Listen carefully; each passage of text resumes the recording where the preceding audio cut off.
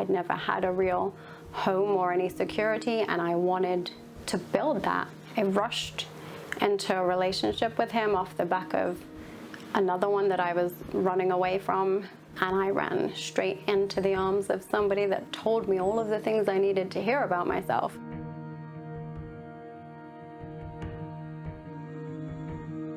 There was a lot that came out after I left, whereby he had been hurt and I didn't know, and he had had his hair pulled, and he had had books thrown at him, and he had been slapped and kicked up the stairs, and I hadn't protected him from that. And who he was changed quite a lot in the time. And then I started taking pictures of them, and there came a point, and I was scrolling through my camera, and he was the kid I recognized from before again.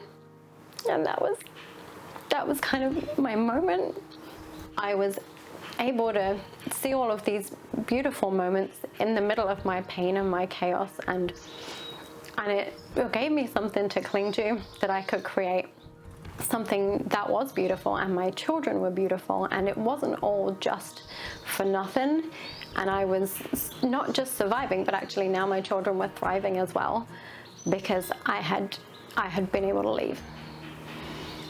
I hope I would have been smart enough to leave if he'd just actually hit me in the face, because that's the kind of inaccurate portrayal that we get of domestic abuse. And you just, when it doesn't look like that, then that's how they gaslight you with it. That's how they make you question. And they're like, yeah, but like this didn't happen, you're out of your mind, this, you know, like it was all you. And then you kind of just let them tell you that they weren't trying to hurt you, that they weren't being violent, that you're crazy. Setting boundaries with an abusive partner when you have children is probably the hardest thing that I had to learn to do. It was like the text messages were relentless, and I couldn't just ignore them, because one time in the middle of all that, it would have been something relevant about my children, and I'd have had to actually deal with it. So I had to always read all the messages, and that was a lot for me to take. It's not like when you just had a landline. Like, it's 24 hours a day.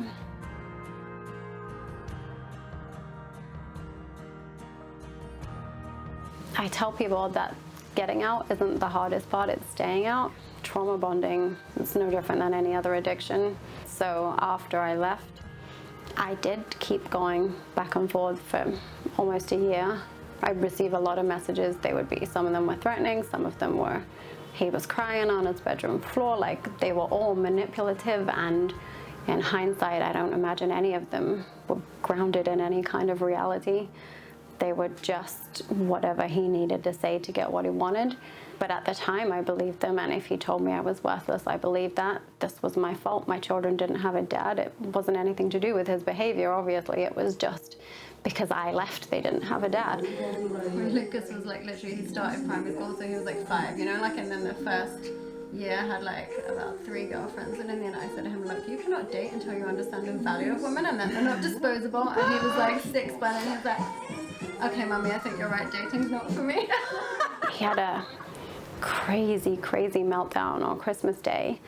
And he was crying, and he was screaming, and he was flailing about on his bed, and his arms were, and I was looking at it objectively for the first time. He sent me a text message where he was like, I'm gonna stop studying at 3 o'clock and have a drink. Either I'll be drinking because I've got a wife that's worth having, or I'll be drinking because I'm single. And this was like 10 o'clock in the morning. I was like, honey, you should start drinking now because I'm done. I do use creativity to process how I'm feeling.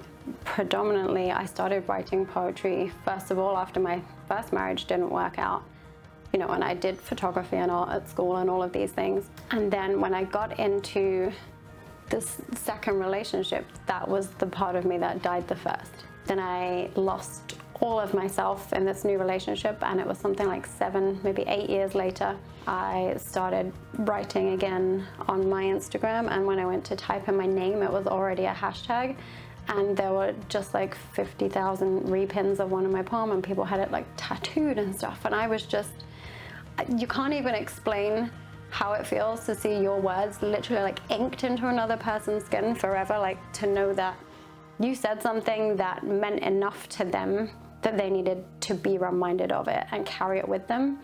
Like, that was really massively overwhelming. Literally what my dreams are made of. The one that everybody has tattooed says, "And from the chaos of her soul there flowed beauty." To see this kind of crazy world in which I wasn't stupid, I wrote things that people could connect with, was incredible. It was such an empowering moment for me. It's been genuinely incredible, the things. I mean, I wrote a poem about my dad. "The safest I ever felt was sheltered beneath your wings. It mattered not that they were broken." We're not a family of communicators. It's not just me that's healing. As I'm healing, everybody else around me is healing with me, and all of my relationships have become stronger. For all the people who looked at the darkness in you and were scared, I hope you know all I ever saw were the stars.